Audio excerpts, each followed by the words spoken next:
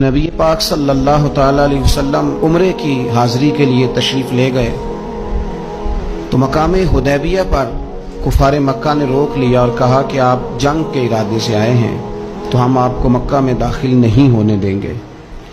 اللہ کے پیارے رسول صلی اللہ تعالی علیہ وسلم نے جناب عثمان غنی رضی اللہ تعالیٰ عنہ کو اپنا سفیر مقرر کر کے مکہ شریف میں بھیجا اور حضور نے فرمایا عثمان انہیں جا کے بتاؤ کہ ہم جنگ کرنے نہیں آئے، ہم تو اللہ کے گھر کا طواف کرنے آئے۔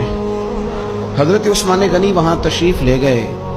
کفار مکہ نے جناب عثمان غنی کو روک لیا اور سب سے پہلی بات تو یہ کی کہ آپ اگر طواف کرنا چاہیں تو کر لیں، صحیح کرنا چاہیں تو کر لیں، عمرہ مکمل کر لیں، لیکن ہم نبی پاک صلی اللہ علیہ وسلم کو نہیں کرنے دیں گے۔ حضرت عثمان غنی کہنے لگے تم کیا سمجھتے ہو میں مدینے والے رسول کے بغیر عمرہ کر لوں گا؟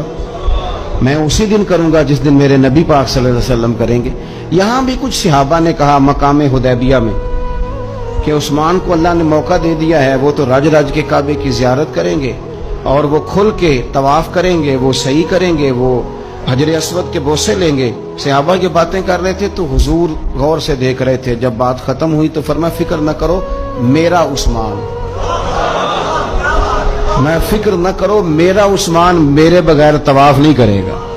ہاں مجھے کیا غرض تھی نماز سے، مجھے کیا خبر تھی سجود کی، یہ تو تیرے نقش پا کی تلاش تھی جو جھکا رہا میں نماز میں۔ اور اقبال کہنے لگے اذاں تو ازل سے تیرے عشق کا ترانہ بنی، اور نماز تو اس کے نظارے کا ایک بہانہ بنی۔ وہاں سے خبر موصول ہو گئی کہ حضرت عثمان غنی کو شہید کر دیا گیا۔ اگرچہ نبی پاک صلی اللہ علیہ وسلم کے علم میں تھا کہ عثمان کو شہید نہیں کیا گیا، لیکن جب خبر آئی تو صحابہ میں جوش پیدا ہو گیا، ہم جہاد کریں گے، ہم ان سے لڑیں گے، بدلہ لیں گے۔ جو اچھا لیڈر ہوتا ہے وہ قوم کے جذبات ٹھنڈے نہیں کرتا بلکہ جذبات کو صحیح رستہ دکھاتا ہے۔ وہ جب صحابہ میں جوش پیدا ہوا نا کہ عثمان غنی کا بدلہ لینا ہے تو نبی پاک صلی اللہ علیہ وسلم نے ایک درخت کے نیچے سب کو بلایا، فرمایا میرے ہاتھ پہ بیعت کرو کہ تم جہاد کرو گے اور جہاد میں ثابت قدم رہو گے، میرے ہاتھ پہ بیعت کرو۔